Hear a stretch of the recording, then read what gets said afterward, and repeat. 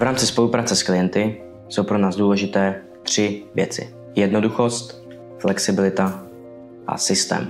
První krok v rámci spolupráce máme vždy stejný. Hodinová konverzace s majitelem firmy, která má za úkol jediný cíl. Pochopit to, jestli si rozumíme, a pochopit cíl, proč do toho ten daný člověk chce jít. Každá firma má v sobě něco originálního. My na to přihlížíme. Jaká je ta jediná věc, kterou třeba ta firma dělá jinak než ostatní firmy? Kdo je její cílová skupina a podobně.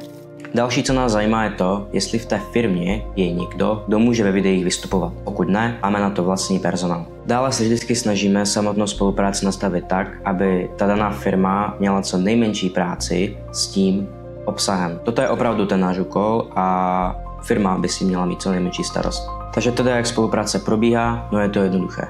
Pro první měsíc se připraví scénáře a ten obsah samotný. Co bude kdy vycházet, jak to bude vypadat a podobně.